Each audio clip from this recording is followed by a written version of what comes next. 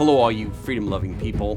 Fani Willis was disqualified from the Trump case. The Gaetz report may be released after all, and the spending bill has caused a storm across America. Okay, let's get into it. Blessed are those who love to travel. Frontier Airlines recently launched the Go Wild Unlimited Annual Flight Pass. The pass is valid from May 1st, 2025 to April 30th, 2026 and is available for both domestic and international travel at a special price of $499 for a limited time. Once you purchase this annual pass from Frontier Airlines, you can take unlimited flights throughout the year to domestic U.S. and international destinations that the carrier flies to, including international hotspots and Puerto Rico. Reservations for domestic travel are confirmed 1 day prior to the flight departure. For international travel, reservations are confirmed 10 days prior to flight departure. You can also book locked flights a little further in advance for a small additional fee. Of course, there are conditions for enjoying these concessions. You must qualify. Pass holders must be U.S. residents and members of Frontier Miles, the airline's loyalty program. If you're not a member yet, you will be automatically registered on Frontier Miles during Go Wild registration. Pass holders are the only ones allowed to book and travel with Go Wild, and during the holidays and during the busy travel periods, the Go Wild passes are usually not redeemable. Now that President Trump will return to the White House, it's time to consider your retirement and portfolio. The Wall Street Journal said gold will outperform stocks in 2025. President Trump threatened BRICS countries with 100% tariffs as they move away from the U.S. dollar. Since 2022, gold has surged 40%, and after the U.S. seized Russia's assets, that was a wake-up call for central banks around the globe to diversify their reserves away from the dollar and into gold. Goldman Sachs has warned the S&P will generate paltry returns over the next decade. At the same time, Goldman Sachs said that President Trump's presidency will light a fire under gold, pushing it to $31.50 an ounce. The threat of stagflation, our national debt, tariffs, and global de-dollarization will ignite gold prices as President Trump takes office. Isn't it time to protect your retirement with gold or place a bullish bet on silver? The time is now to call the proud Americans of the Patriot Gold Group. Call them today before it's too late and tell them the front page with Scott Goulet sent you, and you'll always get the best in class service from Patriots protecting Patriots. The Patriot Gold Group has the no fee for life IRA, where your IRA or 401k can be in physical gold and silver, and you may be eligible for the no fee for life IRA on qualifying rollovers. So call the toll-free number, call 888-857-0495 and get a free investor guide today, or click the link in the description below to visit the website, and you can also scan the QR code. Patriot Gold Group is Consumer Affairs top-rated gold IRA dealer 7 years in a row. Again, call 888-857-0495. That's 888-857-0495. In a rare move, the House Ethics Committee has announced that it will release the report of the ethics investigation of the resigned member of Congress, Matt Gaetz. The report is now expected to be made public after the House's final day of votes this year as lawmakers leave Washington for the holidays. The vote was taken secretly earlier this month. It amounts to a major reversal after the panel voted in late November not to release the report. At that time, Gaetz was President Trump's Attorney General nominee. It's extremely rare for an ethics report to be released after a member has left Congress, though it has happened a few times in the past. In a post on X on Wednesday, Gaetz emphasized that he was fully exonerated by a separate Department of Justice probe. He wrote, "The Biden-Garland DOJ spent years reviewing allegations that I committed various crimes. I was charged with nothing. Fully exonerated, not even a campaign finance violation." However, he also admitted that he had done some crazy things when he was young. He said, "My 30s were an era of working very hard and playing hard too." He said, "It's embarrassing, though not criminal, that I probably partied, womanized, drank, and smoked more than I should have earlier in my life. I live a different life now." He explained that he used to send money to women he knew in the past. He said, In my single days, I often sent funds to women I dated, even some I never dated but who asked.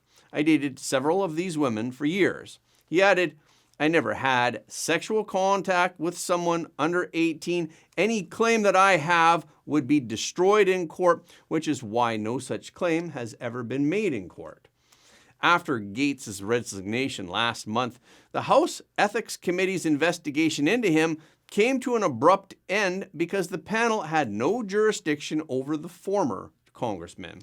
Similarly, now that the panel has decided to release its report, Gaetz, as a former member of Congress, has no way to debate or defend himself. Prior to his resignation, Gaetz had originally run a successful re-election campaign.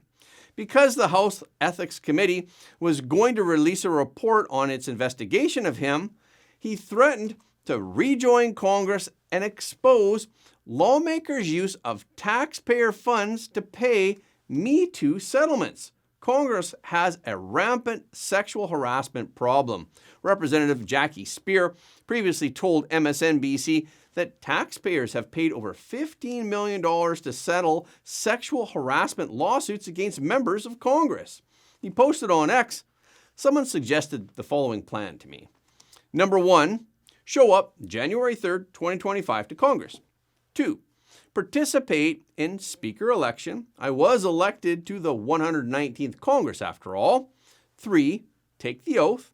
4, file a privileged motion to expose every Me Too settlement paid using public funds, even a former member's. 5, resign and start my OAN program at 9 p.m. Eastern Standard Time on January 6, 2025. This is a very clever plan.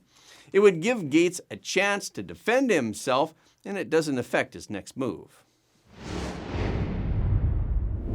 On Tuesday night, House Speaker Mike Johnson introduced a short-term spending bill after last-minute negotiations that would allocate $380 billion to keep the federal government running until March 14, 2024. It would provide $10 billion for disaster recovery and $130 billion for the extension of the Farm Bill and 40% of the legislator's salary increase. The deal was largely struck between the top 2 lawmakers in the House and Senate, Democrats and Republicans. The bill met with strong opposition from within the Republican Party, and also, first, Elon Musk stood up against it. He lambasted the bill, saying the 1,547-page continuing resolution bill is full of pork.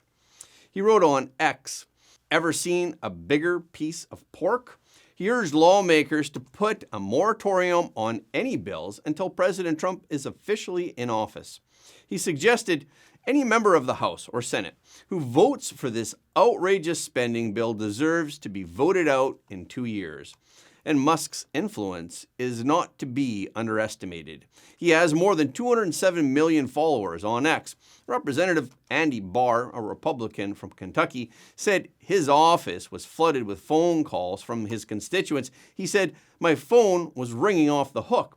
People who elected us are listening to Elon Musk." Ramaswamy also rejected the bill, writing on X on Wednesday night, "If Congress wants to get serious about government efficiency, they should vote no." He read through the 1,500-page bill overnight, listing irrelevant spending items in the bill, including pay raises for lawmakers, health insurance boosts, and funding for the State Department's Government Engagement Center. He accused them of being last-minute provisions that had nothing to do with avoiding a government shutdown. Johnson mentioned in an interview with Fox and Friends on Wednesday that he spoke with Musk as well as Vivek Ramaswamy on Tuesday night. He said that both of them expressed their understanding of his situation. Johnson said, "They said, 'This is not directed to you, Mr. Speaker, but we don't like the spending,' and Johnson said that he doesn't either." Speaker Johnson is again facing heat from conservative GOP House members like he did when the government faced and avoided a shutdown in September. In order to keep the government funded until mid-March, he included priorities for both Democrats and Republicans. But that's exactly why this bill has been so heavily criticized. Musk quote tweeted a post that read, Johnson should be ashamed of himself. This is indefensible. This bill is terrible. Musk said, "The more I learn, the more obvious it becomes that this spending bill is a crime. It even includes funding for the worst illegal censorship operation in the entire government, GEC."